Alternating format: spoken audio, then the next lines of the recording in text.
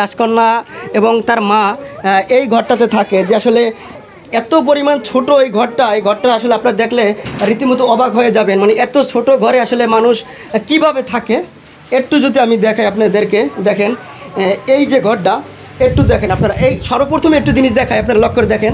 এই যে একটা পানির ট্যাঙ্কি, মানে পানির সেফটি। দর্শক এই দেখেন পানি পড়ে, একটু এদিকে ক্যামেরাটা দেখো, এই দেখেন পানি পড়ে। তো এই সেফটি ট্যাঙ্কিতে আসলে তিনি থাকে এবং তার রুমটা দেখেন এখানে কয়াত হবে আমি জানি না। এ পাশে যদি এখানে একটা পাও কেউ লম্বা করে শোয় আসলে শুইতে পারবে না। এই ঘরে আসলে কষ্ট করে এই রাজকন্যাকে নিয়ে আসলে এই অসহায় মাটা থাকে এবং তার কিন্তু স্বামীও নাই। এই ফুটফুটে বাচ্চাটা নিয়ে তিনি থাকে, মানুষের বাসায় কাজ করে। আসলে আপা ওর কয় মাস থাকতে ওর বাবা আসলে চলে গেছে?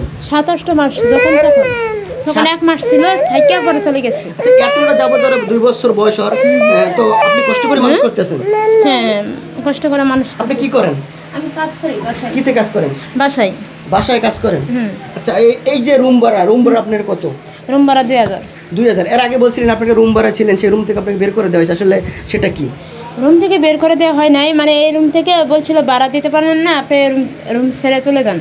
আচ্ছা, তখন আপনি চলে গেছিলেন? হ্যাঁ, আমি তখন চলে গেলাম। এই বেশে আসছেন? হ্যাঁ, পরবর্তীতে আমাকে ডিবি সমাধান করে এই বাসে দিয়ে গেছে। ও, মানে ওই যে ফটো ভাইরাল পর ডিবি আসছিল, সমাধান করে দিয়েছে। তো দর্শক আসলে এই মাটা আসলে টেনশন এখনো আছে, কারণ অনেকে অনেক নেগেটিভ কথাবার্তা বলে, অনেক ধরনের কথা বলে যে আসলে এই বাচ্চা তার না। দেখেন কি ফুটফুট একটা বাচ্চা। এই দেখেন বাচ্চাটা আসলে পানি খাচ্ছে। আসলে গরিবের ঘরে বাচ্চা তো দেখেন আসলে কি সুন্দর করে পানি খায়। এই দেখেন আপনারা দেখেন আসলে এই যে এটার মধ্যে কি ছিল আপা? এটা এই ভাত কি দিয়া?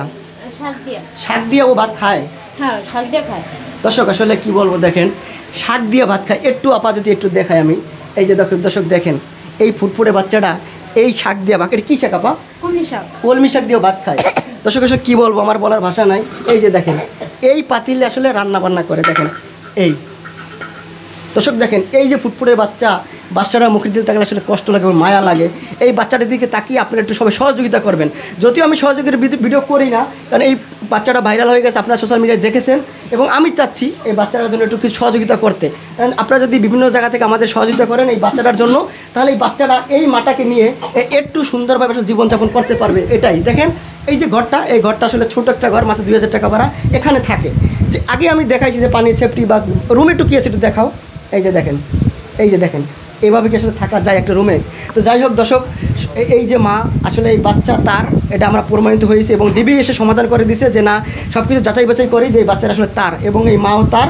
তো এই অসহায় মার জন্য দোয়া করবেন এবং এই বাচ্চাটা যাতে করে ভবিষ্যতে বড় হতে পারে সবাই দোয়া করবেন এবং সহযোগিতা করুন। আচ্ছা আপা, আপনি যদি কেউ সহযোগিতা করতে চান, আপনি কোনো নাম্বার দিতে চান? আপনি সহযোগিতা করলে নাম্বার আমি দিব। আপনার নাম্বার কি মুখস্থ আছে? মুখস্থ নাই, কিন্তু আমি সিম একটা তুলছি, কিন্তু বিকাশ করি নাই। আচ্ছা, তো দর্শক আসলে তিনি নতুন সিম ক্রয় করছে, এই সিমটা বিকাশ করবে, আমরা এই নাম্বারটা স্ক্রিনে দিয়ে দেবো। তো সবাই বাচ্চাদের জন্য দোয়া করবেন, সবাই ভালো থাকবেন, সুস্থ থাকবেন, আল্লাহ হাফেজ।